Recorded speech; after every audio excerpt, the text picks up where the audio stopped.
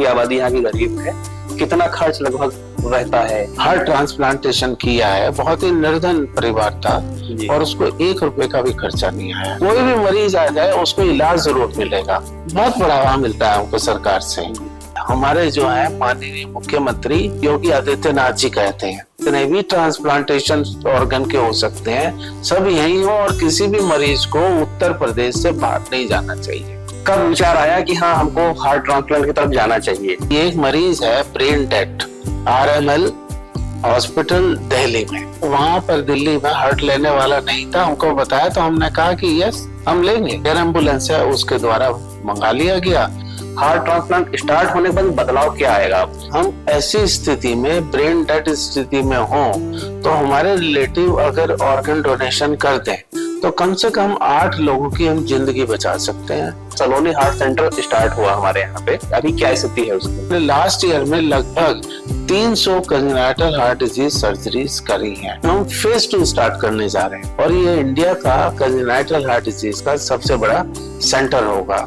माननीय योगी आदित्यनाथ जी से कई बार बात किया, उन्होंने अनाउंस किया कि 500 बेड का 500 करोड़ का जो है एडवांस पीडियाट्रिक सेंटर जो है जिसका नाम हमने बालक रखा है और सामने खड़ा है आपके सामने। माननीय मुख्यमंत्री जी, माननीय उप मुख्यमंत्री जी बहुत सपोर्ट करते हैं।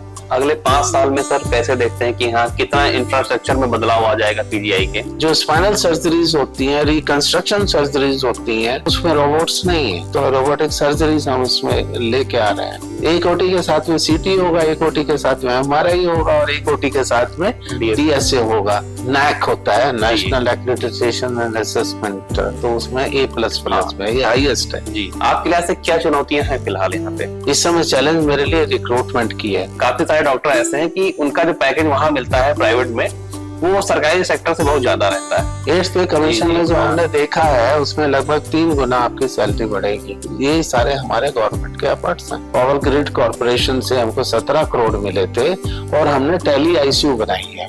नमस्कार, अमर उजाला से मैं सचिन त्रिपाठी। आज हमारे साथ हैं संजय गांधी, पीजीआई के निदेशक, Padmashri professor RK Dhiman sir. PGI हाल ही में बड़ा चर्चा में आया हार्ट ट्रांसप्लांट करके। ऐसा करने वाला वो प्रदेश का पहला संस्थान है जहां पे हार्ट ट्रांसप्लांट हुआ है। सर आपसे ये कहना था कि ये हार्ट ट्रांसप्लांट शुरू करना बड़ी लंबी प्रक्रिया रहती है, कब विचार आया कि हाँ हमको हार्ट ट्रांसप्लांट की तरफ जाना चाहिए? नमस्कार, मैं बताऊंगा कि मैंने ये इंस्टीट्यूट जो है 2020 में ज्वाइन किया था। आते ही सार कोविड हुआ और कोविड के बाद ये विचार आया तो हमने एक पूरी की पूरी जो है टीम बनाई और टीम को हमने चेन्नई के हॉस्पिटल में भेजा जहां पे उन लोगों ने हार्ट ट्रांसप्लांटेशन किया और उसी के बाद में हम लोगों ने अपने यहाँ तैयारी शुरू कर दी। हमने प्रोटोकॉल बनाया और जितने भी मरीज हैं जो कार्डियोलॉजी में होते हैं जिनको हार्ट ट्रांसप्लांटेशन की जरूरत है, ब्लड ग्रुप वाइज हमने तैयार रखा और हम तैयारी में तो थे ही पिछले 1-2 साल से कि जैसे ही हमको हार्ट मिलेगा तो हम कर देंगे।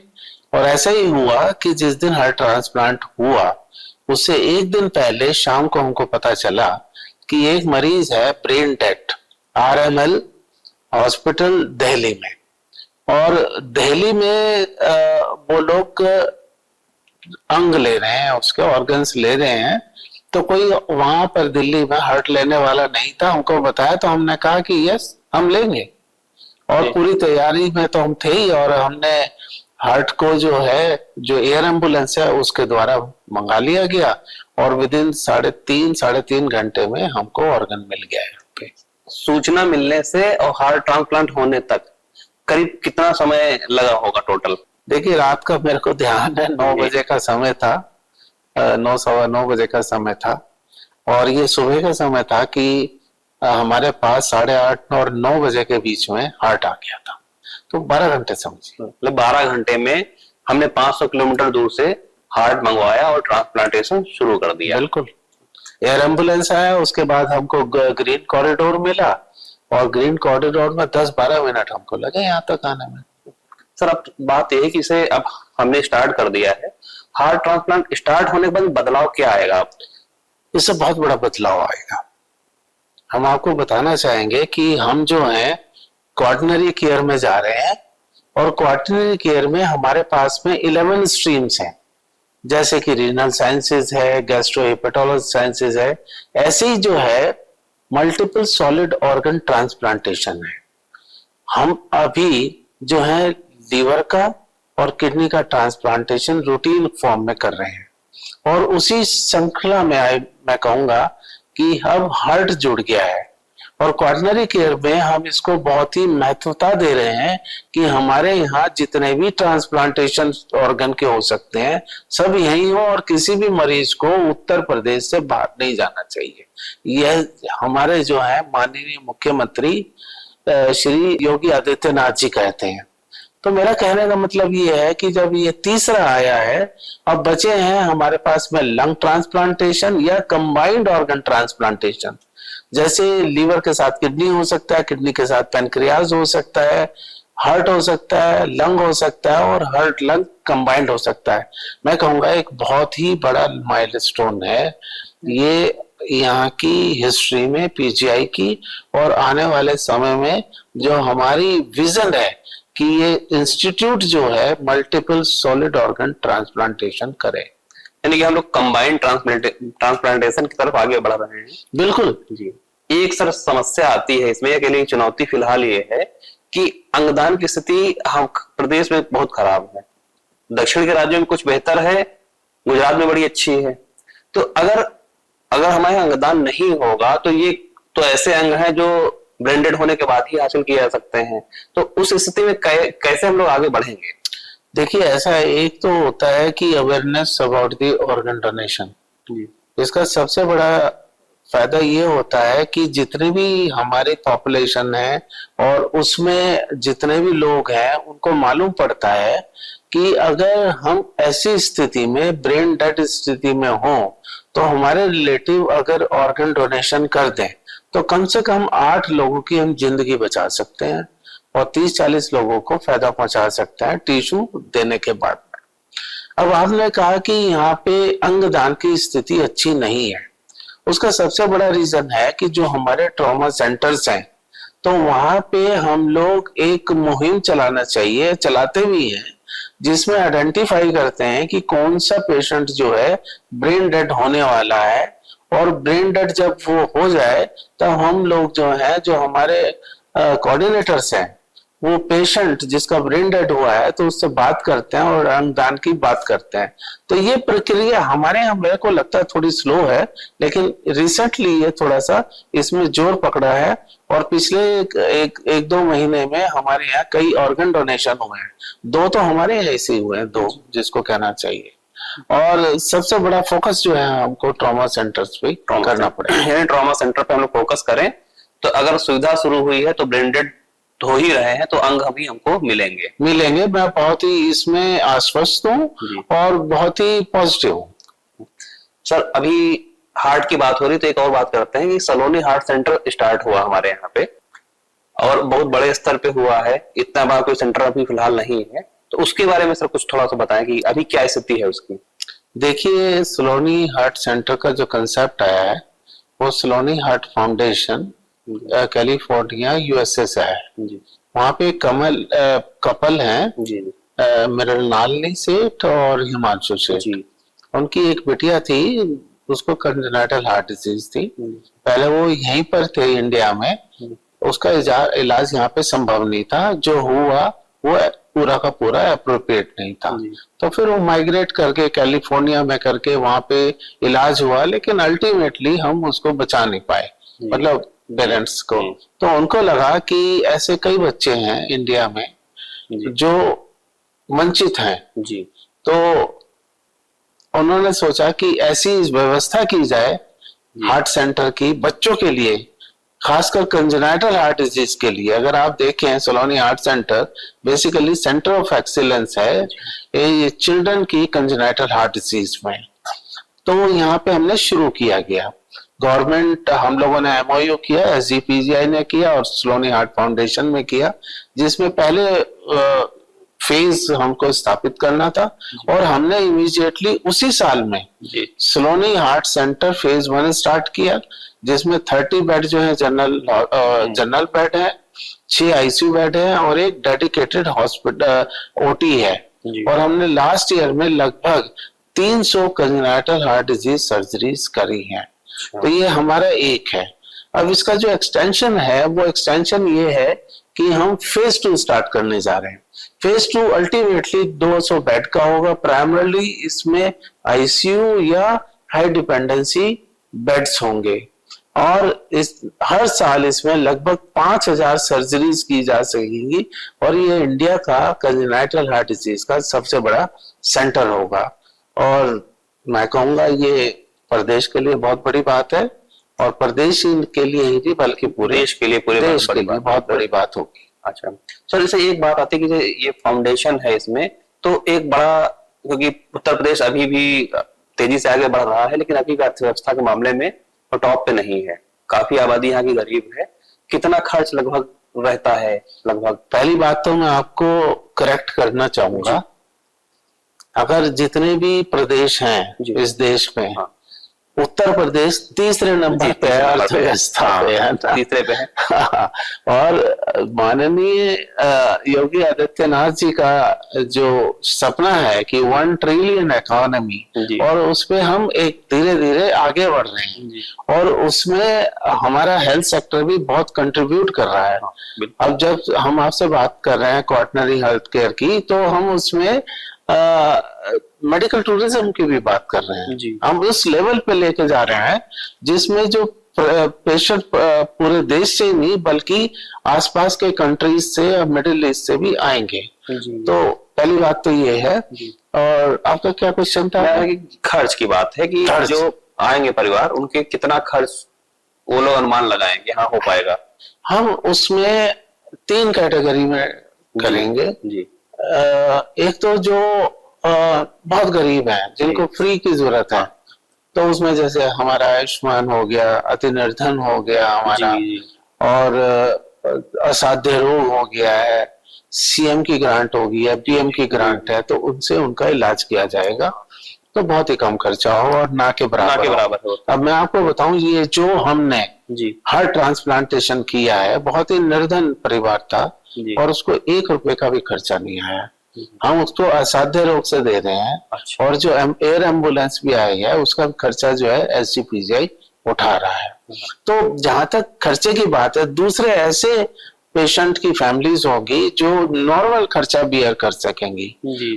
और तीसरी ऐसी होंगी जो हाई क्लास फैमिलीज होंगी, जो प्राइवेट में जिनका इलाज होगा, तो उससे कुछ बचत होगी जो पैसे की, वो निर्धन वालों को सहायता करे।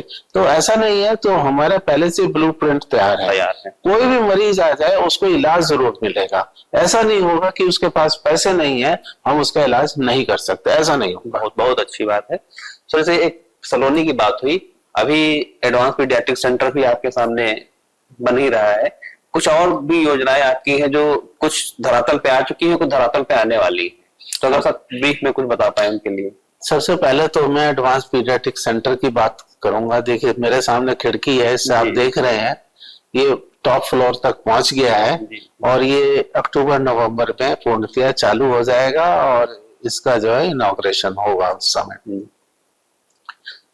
हम ये मुद्दा जो है बच्चों के इलाज का माननीय योगी आदित्यनाथ जी से कई बार बात किया कि 40% हमारी पॉपुलेशन है तो वो बच्चों की है।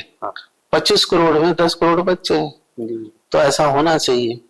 और माननीय जी ने इसको समझा और अप्रूव किया। क्या अप्रूव किया? एक बार हमारे फंक्शन था उसी में जिसमें आए हुए थे इनॉग्रेशन में, emergency medicine and renal transplant centre में, उन्होंने अनाउंस किया कि 500 बेड का 500 करोड़ का जो है एडवांस पीडियाट्रिक सेंटर जो है, जिसका नाम हमने बालक रखा है, वो यहाँ पर आएगा। उसके बाद शुरू हो गया सारा का सारा। और सामने खड़ा आपके सामने, चलने के लिए भी तैयार है, ये कहना के लिए है। और बहुत बढ़ावा मिलता है हमको सरकार से। माननीय मुख्यमंत्री जी, माननीय उप मुख्यमंत्री जी और हमारे चीफ सेक्रेटरी और एसीएस साहब जो हैं बहुत सपोर्ट करते हैं। आपको हम बता दें, खाली यही नहीं आए, नए नॉन डिपार्टमेंट भी यहाँ पर आए, जी नए रिक्रूटमेंट्स हुए हैं, सारा कुछ हुआ है, तो नई शेप ले रहा है सब ऐसी पीछे। अगले 5 साल में सर कैसे देखते हैं कि हाँ कितना इंफ्रास्ट्रक्चर में बदलाव आ जाएगा पीजीआई के?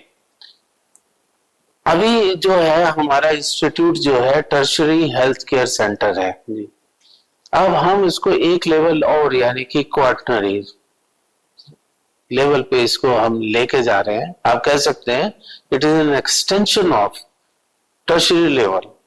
आपको वैसे 11 स्ट्रीम्स हैं जो मैंने अभी आपको बताई, जी उसमें से मैं एक एग्जांपल दूंगा न्यूरो का, जिसमें न्यूरोलॉजी और न्यूरो सर्जरी है। अभी तक जो है जो स्पाइनल सर्जरीज होती हैं, रिकंस्ट्रक्शन सर्जरीज होती हैं, वो उसमें रोबोट्स नहीं है, एडवांस टेक्निक्स नहीं है, की होल सर्जरीज उसमें नहीं है, तो रोबोटिक सर्जरीज हम उसमें लेके आ रहे हैं। जी तो ये बहुत ही कम जगह पर होती है, तो क्वार्टनरी केयर है। जी ऐसे ही हम जो है क्वार्टनरी केयर के हाइब्रिड ऑपरेशन थिएटर लेके आ रहे हैं। हाइब्रिड का मतलब है ओटी तो है ही, जी कुछ मरीज ऐसे होते हैं कॉम्प्लिकेटेड कि ओटी में ही सीटी स्कैन की व्यवस्था चाहिए, जी उसी में एमआरआई की चाहिए, उसी में डीएसए चाहिए, तो 3 टाइप के ओटी हम लेके आ रहे हैं। एक ओटी के साथ में सीटी होगा, एक ओटी के साथ में एमआरआई होगा और एक ओटी के साथ में डीएसए होगा। तो हम एडवांस सर्जरीज इसमें कर सकते हैं। मैंने आपको बताया ट्रांसप्लांट हमारी इसमें प्रायोरिटी रहेगी। जी तो ये सारी चीजें आ रहे हैं, तो मैं इसको देखता हूं कि आने वाले समय में बहुत बड़ी बात नहीं होगी जो मैं कह रहा हूं कि ये एक टॉप मोस्ट लेवल का क्वार्टनरी केयर सेंटर होगा, जिसमें state of art patient care होगी, टीचिंग होगी और कटिंग एज इसमें रिसर्च होगी। ये बहुत बड़ी बात होगी आने के लिए। तो मैं आने वाले समय में इस हॉस्पिटल को जो है ऐसा हॉस्पिटल देखना चाहता हूं और प्रयास भी कर रहे हैं। और हमारी सरकार यानी कि माननीय मुख्यमंत्री जी और उप मुख्यमंत्री जी की ये कामना है कि यहाँ का एक भी पेशेंट उत्तर प्रदेश से बाहर इलाज के लिए ना जाए, बशर्ते मतलब, और इसके अलावा आसपास के लोग आए, अभी भी आते हैं, और हम लोग जो है फॉरेन कंट्री से भी यहाँ पे पेशेंट आए। सर पीजीआई से आपने कहा कि टॉप पे हो, मुझे लगता है कि पीजीआई अभी भी टॉप पे ही है। ये और ऊपर आगे जा रहा है ये दूसरी बात है, लेकिन अभी भी टॉप पे ही मानते हैं उसे। तो सर मैं बताना चाहूंगा, जब टॉप पे आपने बात करी है जी, नैक होता है, नेशनल एक्रेडिटेशन एंड असेसमेंट, तो उसमें A++ में ये हाईएस्ट है जी। NIRF रैंकिंग यानी कि जो नेशनल रैंकिंग होती है उसमें नंबर 5 पे है। 2 साल पहले हम 7 पे थे, फिर हम 6 पे आए, इस साल हम 5 पे हैं जी। और हम तो समझिए क्या कहना चाहता हूं। सही। सर इंफ्रास्ट्रक्चर बढ़ रहा है, संस्थान बड़ा है, तो संस्थान बड़ा होता तो चुनौतियां भी बड़ी होती हैं। कुछ आपके लिए से क्या चुनौतियां हैं फिलहाल यहाँ पे?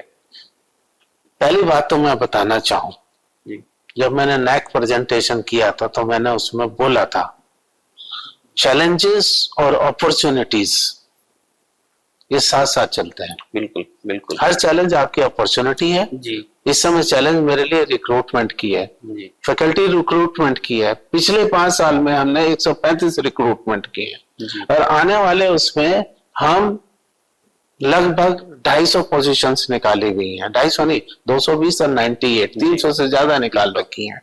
अगर हम ये माने कि हम 60-70% इसमें भर लेंगे तो भी हमारे पास में लगभग 150 और 200 के बीच में ये आंकड़ा आएगा, हम भरेंगे। अब नया सेंटर आ रहा है, उसमें 500 नर्सों की जरूरत है, टेक्नीशियंस की जरूरत है, कई चीजों की जरूरत है। मंथ के एंड में, अप्रैल के एंड में या अगले महीने के शुरुआत में 1700 नर्सों का रिक्रूटमेंट हो रहा है, टेक्नीशियंस का रिक्रूटमेंट हो रहा है, सीनियर एडमिनिस्ट्रेटिव असिस्टेंट जिसको क्लर्क बोलते हैं उनका हो रहा है, स्टेनो का हो रहा है, कई लोगों का हो रहा है। तो आपने कहा कि चुनौती है, ये सारी चुनौती ही है जो हम इसको चैलेंज समझते हैं और इसको रखे हुए अपने उसमें कि हम इसकी भरपाई करेंगे। सर रिक्रूटमेंट की बात करें तो इसी सर एक बात ये आती है कि अभी क्या हो रहा है कि जो प्राइवेट हॉस्पिटल्स आ रहे हैं काफी बड़े स्तर के, तो वो उनकी इच्छा होती है कि हाँ अच्छे डॉक्टर आ जाएं, सरकारी संस्थानों के आ जाएं, तो अभी एक वो है कि उनको ठीक ठाक पैसा मिलता है तो सरकारी संस्थानों में थोड़ा मोह भंग जैसी स्थिति होती है। काफी सारे डॉक्टर ऐसे हैं कि उनका जो पैकेज वहां मिलता है प्राइवेट में वो सरकारी सेक्टर से बहुत ज्यादा रहता है। तो इसको किस रूप में देख रहे हैं आप? देखिए, मैं बताना चाहूंगा 90% जो डॉक्टर्स इस इंस्टीट्यूट में काम कर रहे हैं जी, वो सेटिस्फेक्शन के लिए काम कर रहे हैं, जी, वो पैसे के लिए नहीं कर रहे हैं। तो ये 90% नहीं जाएंगे। जी, ये 10% होते हैं, थोड़ा सा वो लूज बॉन्ड टाइप के होते हैं कि उधर मिल जाए तो हम लोग चले जाएंगे। तो ये सारी चीजें होती है। लेकिन अगर आप देखें जिस तरह से ये इंस्टीट्यूट बढ़ रहा है और जिस तरह से ये एक नाम कमा रहा है, तो मोह भंग की स्थिति धीरे धीरे कम होती जा रही है। जी, अब आपको और बता दें इस मामले में, जी, 8th पे कमीशन आ रहा है। 8th पे कमीशन में जो हमने देखा है उसमें लगभग 3 गुना आपकी सैलरी बढ़ेगी। जी, और जब वो बढ़ जाएगी तो जो सरकार की सैलरी होगी वो प्राइवेट हॉस्पिटल को कॉम्पीट करेगी और उससे ज्यादा भी हो सकती है जूनियर फैकल्टी के लिए। अच्छा, तो हम लोग जो है बहुत ज्यादा जिसको कहना चाहिए ना, हमारे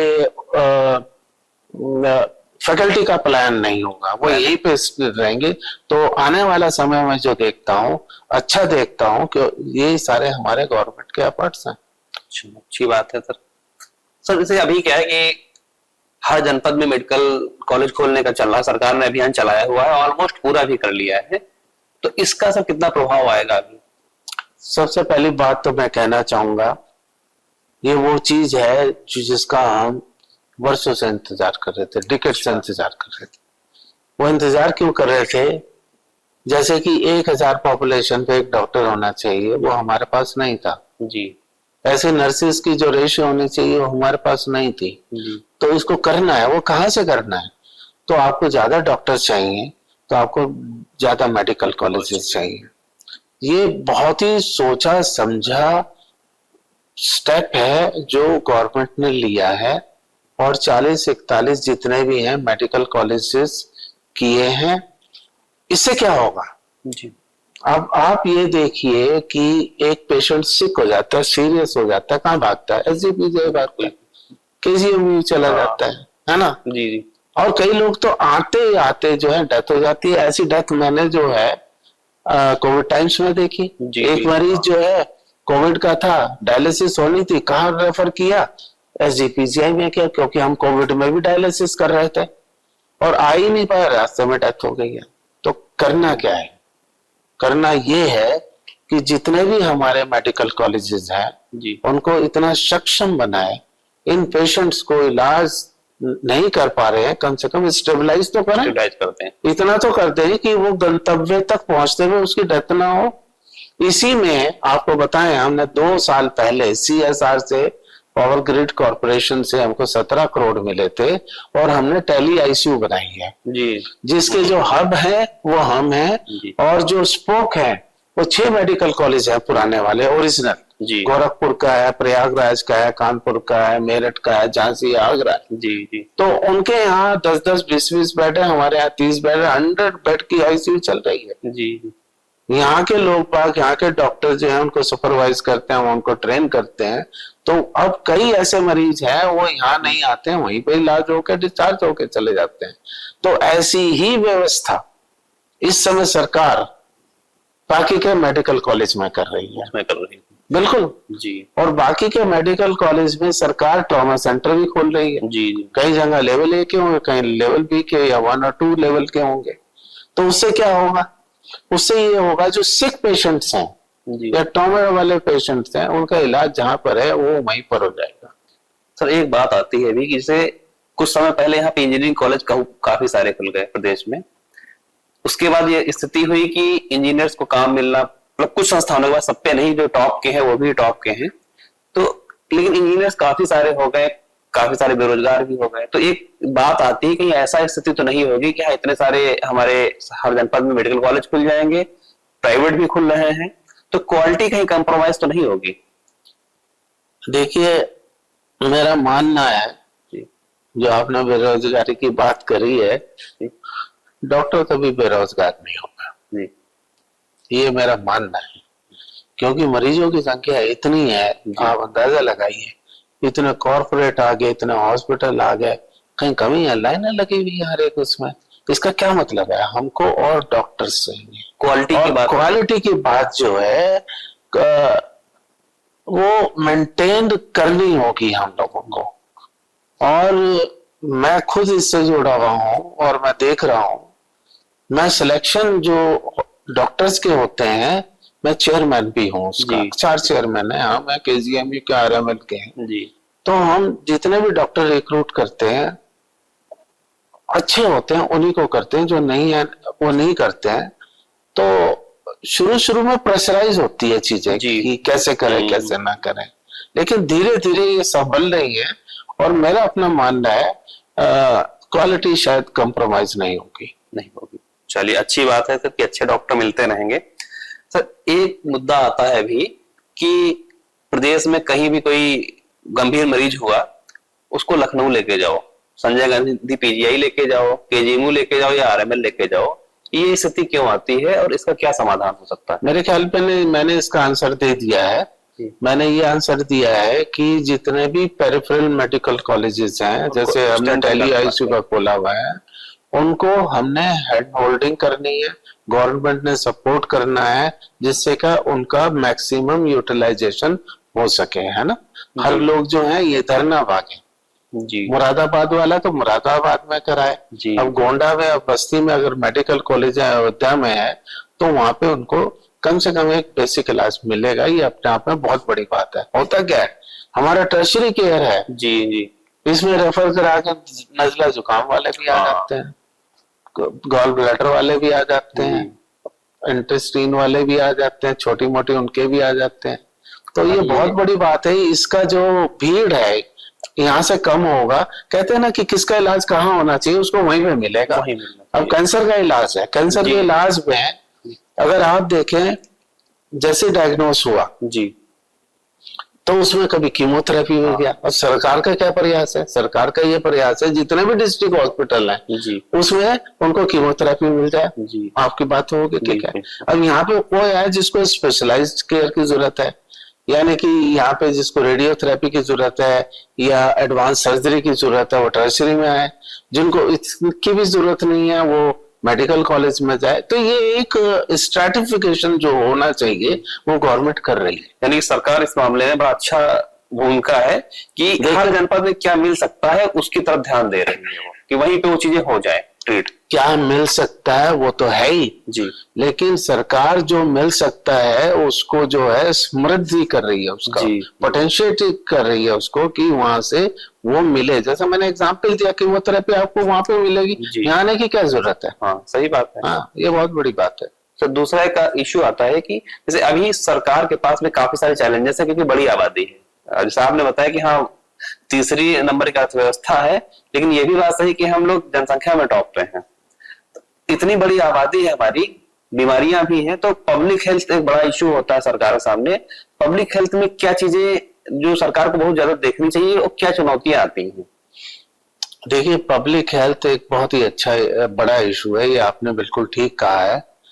अब नई नई बीमारियां आ रही हैं, वो हॉस्पिटल में तो ट्रीट हो नहीं सकती हैं, तो उनको पब्लिक हेल्थ लेवल पे ही करना चाहिए। मैं एक छोटा सा एग्जाम्पल अपना ही दूंगा जी। आप कहते हैं ना पद्मश्री मिला है जी, तो उसमें मिलने में उसका बहुत बड़ा हाथ है। क्रॉनिक हेपेटाइटिस सी के पेशेंट पंजाब में बहुत ज्यादा थे। अगर इनको ट्रीट ना करो अल्टीमेटली लिवर खराब हो जाता था 30-35% पेशेंट में, और एंड स्टेज में फिर उन पर खर्चा ज्यादा होता था, ट्रांसप्लांटेशन की जरूरत पड़ती थी। लेकिन उनको अर्ली स्टेज में ही डायग्नोज करके ट्रीट कर दिया जाए तो कॉस्ट इफेक्टिव होती। This is public health. ये मरीज हम पीजीआई में एक साल में 1400-1500 ट्रीट करते थे। माननीय मंत्री उस समय मुख्यमंत्री जी प्रकाश सिंह बादल थे, तो पीजीआई से हमारे टीम को बुलाया। उन्होंने कहा कि आप इसका कुछ करिए, तो हमने स्टैंडर्ड ऑपरेटिंग प्रोसीजर बनाया, गाइडलाइंस बनाई। 22 जिलों में हमने डॉक्टर्स को ट्रेन किया और 3 मेडिकल कॉलेज, 25 सेंटर खोले और फ्री डायग्नोस्टिक्स और फ्री ट्रीटमेंट दिया। अच्छा, बता सकते हैं कितने हम पहले साल में ट्रीट करें? 48,000। 48,000 कहाँ 1400, 48,000। This is public health.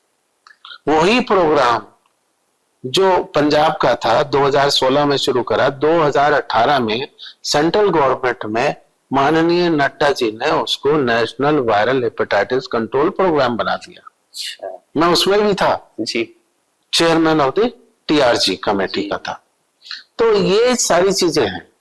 अब नई नई प्रॉब्लम आ रही है। अब आपसे क्या बताना, मोटापा एक नई प्रॉब्लम है, फैटी लीवर एक नई प्रॉब्लम है, डायबिटीज बढ़ती जा रही है, हाइपरटेंशन बढ़ता जा रहा है, कोलेस्ट्रॉल खराब होता जा रहा है लोग बागों का, ऑर्गन फेलियर होते जा रहे हैं।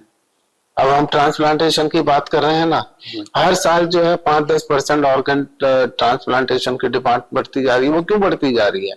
क्योंकि हमारी जो दिनचर्या है वो बदल रही है, वो एक हेल्दी एनवायरनमेंट या हेल्दी बॉडी के अनुरूप नहीं है। इसको क्या बोलते हैं हम? लाइफ स्टाइल डिजीजेस बोलते हैं। लाइफ स्टाइल क्या है? बच्चे क्या खाते हैं 2 बजे रात को बुला के स्विगी से? आपको खाना शाम को 1000 कैलोरी की, 800 कैलोरी की, आप 2000 कैलोरी खा जा रहे हैं। बच्चों में मोटापा है। हमने एक स्टडी करी चंडीगढ़ में, 50% बच्चे जो हैं क्लास में मोटापे के शिकार हैं। आप ये बताइए, खेलते नहीं है। हम तो बचपन में 2 घंटा नहीं खेल लेते थे, पढ़ाई तो सेकेंडरी होती थी उस समय। 2 घंटा नहीं खेल लेते थे, कभी क्रिकेट, कभी बैडमिंटन, कभी गिल्ली डंडा, से सभी खेलते थे। एक कुछ ना कुछ एक्टिविटी अब तो गई। एवरीबडी इज बस मोबाइल के सामने, उसके स्क्रीन टाइम बढ़ गया, आंखें भी खराब हो रही है, मोटापा बढ़ता जा रहा है। तो ये सारी चीजें हैं।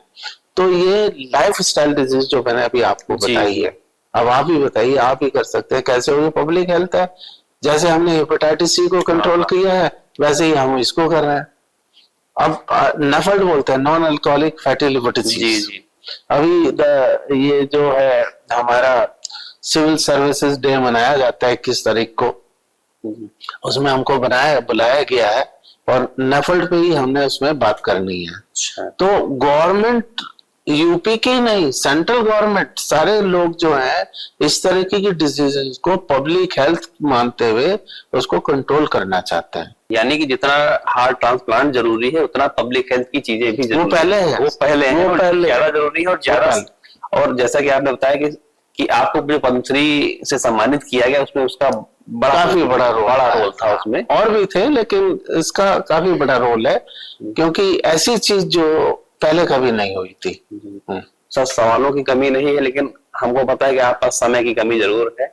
हम कोशिश करेंगे अगर आपसे आगे मौका मिलता है तो हम आपसे दोबारा मुखातिब होंगे। आपका बहुत बहुत धन्यवाद कि आपने अमर उजाला को समय दिया। थैंक यू सो मच, धन्यवाद। अगर आप ये वीडियो YouTube पर देख रहे हैं तो हमारे चैनल को सब्सक्राइब करें और बेल आइकन को दबाना ना भूलें। अगर आप Facebook पर ये वीडियो देख रहे हैं तो हमारे पेज को लाइक करें।